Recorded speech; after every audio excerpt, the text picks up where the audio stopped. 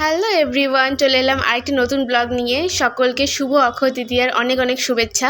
তো আমি চলে এসেছি আমার বাপের বাড়িতে আমাদের প্রত্যেকবার পূজা করে, অক্ষয় তৃতীয়ার দিন গণেশ পূজা করে। তো ঘরে এসে দেখি যে মার ঘরের পূজা হয়ে গেছে। তো আমি মার সাথে সাথে তারপরে একটু হেল্প করে দিচ্ছিলাম, এখানে চন্দন বাড়ছিলাম আমি। তো মা সব কিছু করে রেখেছিল, ফল টল সব কেটে রেখেছিল, কারণ আমাদের পণ্ডিত আসতে অনেক দেরি। আর এটা আমার বাবার দোকান, অক্ষয় তৃতীয়ার দিন প্রতিবার পূজা করা হয়। তো এই যে ব্রাহ্মণ এসেছে, আর ব্রাহ্মণ যখন এসেছে তখন প্রায় 2টা বাজে। মানে প্রতিবারই সকাল সকাল পূজা হয়ে যায়, কিন্তু এবার একটু লেট হয়েছে কারণ ওনার অনেক জায়গায় আরও পুজো ছিল। তো তারপর উনি এলেন। এসে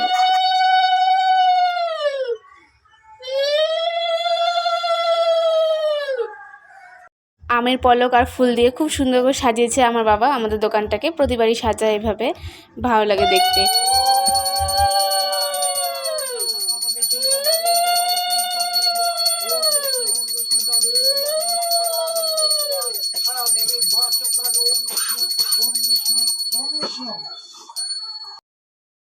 ঠাকুরমশাই পূজা করছিলেন, তারপর আমরাও পূজায় বসি, মা আর আমি বসি, আর বাবাও বসবে। আমরা তিনজনই অঞ্জলি দেব।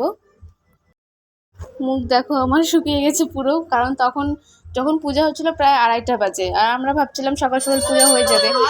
যাই হোক, খিদা পাচ্ছিল না, কিন্তু তাও মানে কেমন লাগে না, একটা সকাল সকাল পূজা হয়ে গেলে ভালো লাগে।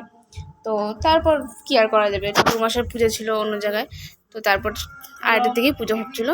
তো এই যে বাবা করছিল ফার্স্টে পুজো, তারপর আমি, মা আর বাবা মিলে অঞ্জলি দিয়ে দিচ্ছিলাম। আর ভিডিওটা করছিল আমার বুনু, ও অঞ্জলি দেবে না, তো ও দূরে ছিল, দূরে থেকে তারপর আমাদের ভিডিও করে দিচ্ছিল। তারপর পুজো শেষে আমরা আরতি নিয়ে নিলাম।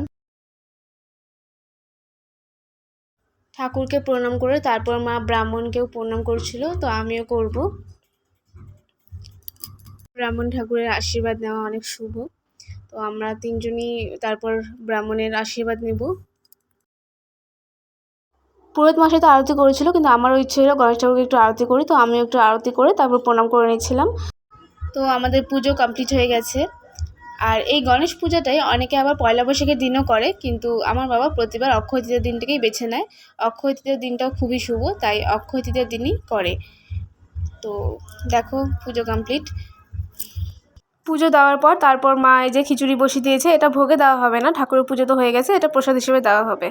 তো এখানে এই যে লাবড়া বানিয়েছে আর খিচুড়ি বানিয়েছে, একা হাতেই করেছে মা সব।